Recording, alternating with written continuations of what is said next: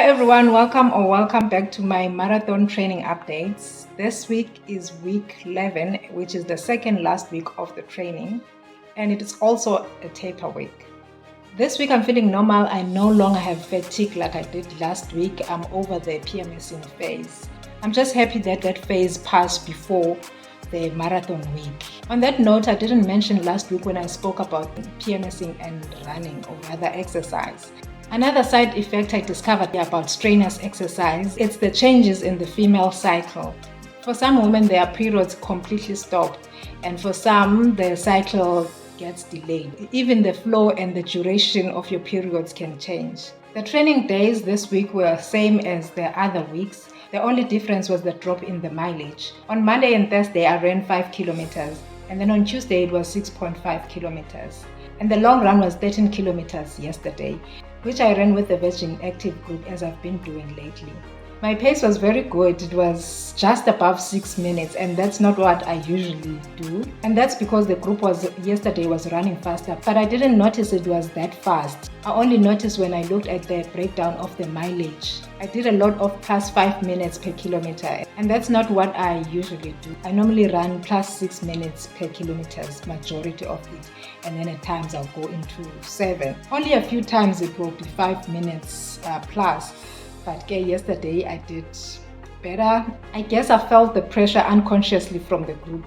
Clearly there were no slow runners yesterday. I almost didn't do the strength training exercise on Friday because of how hectic I knew my day was going to be. I wanted to start work early, so I only did 20 minutes of that. I didn't even do Pilates. Now that week 11 is done, it means this coming week is the last week and is the week of the marathon. This coming week is more like a rest week because I'm only running 2 times during the week. Tomorrow, Monday, it will be 5 kilometers, and then Tuesday will be a rest day, unlike the previous weeks, because Tuesdays I've been training all the Tuesdays, but this coming Tuesday is a rest day. And then on Wednesday, which is normally rest day, it is I'll be running again, and that will be 5 kilometers as well. And then Thursday, it will be rest day. Friday, I will run 2 kilometers, only 2 kilometers, and that will be it for the week until Sunday when I run the marathon. That is great. A lot of resting. I'm trusting the process and not wanting to think that I will lose the fitness that I've built up over this period. So I'm trusting the process, because the me I know that 2 kilometers, I probably would have wanted to make it 5 kilometers, but I'm going to stick to the plan and do only 2 kilometers and nothing about that. The gear that I'll be wearing on the day, I've worn on the day when I ran the longest run of my training, which was the 34 kilometers. I did chafe on my right arm, and that's the arm that would chafe if I do ever get any chafing on my arms. I guess it's because it's my strong arm.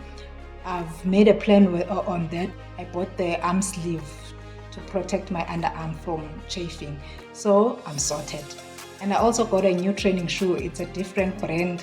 It's Adidas, because normally the brand that I go for is ASIC members, and I actually prefer ASIC members than the Adidas shoe. The reason I bought that Adidas shoe is because I learned that it's supported by the Cape Town Marathon, which is what I'm going to be running. And it's got a nice color, it's got a nice look. But in terms of feel, I prefer my ASIC members, really. It's much more comfortable, but I will be wearing my new training shoe because that's what I bought it for. And I've already tried it on. I can run with it, although it's not my first preference, but it's also comfortable on its own. A training shoe that I've also tried, apart from my usual brand, is the Saucony brand. And the only reason I bought the Saucony brand last year is because I didn't have the size on my ASIC members, or when I went to buy a new training shoe, and I needed a new training shoe, and those also felt comfortable. In fact, for me, those felt more comfortable than these ones, the Adidas ones, although apparently these ones are popular, everybody wants them, and I wasn't even aware that it was the thing, the popular thing. I only learned about it after I got my pair. The other preparations like accommodation, the booking of the flights, We did that months ago. I think we booked our accommodation and flights between June and July. So now the one thing that's left is to complete this coming week's training, and then we're off to Cape Town to do what we've been training for months. My husband managed to convince me to have a pace goal for this marathon, because he mentioned that if I did that, I would be putting myself in a good position to meet the qualifying criteria for the Comrades Marathon, just in case we decide to do Comrades next year. Eventually, I succumbed to the pressure, because over the months he kept asking me what pace I was targeting, and I kept telling him that I'm not concerned about pace. I'm not targeting any pace. I just want to run and finish the race and enjoy it on top of that. So those were my goals. He's like, but no, you can't go without a plan. Although I kept insisting and said that was my plan. He's like, no, you need to have a pace. So I gave in on the pressure. I am going to keep that in mind as well in my pace. Luckily, that pace is the pace that generally I run, because at the worst case I need to do 7 minutes 8 seconds per kilometer for me to qualify for Comrades. So I think that is possible, that is doable.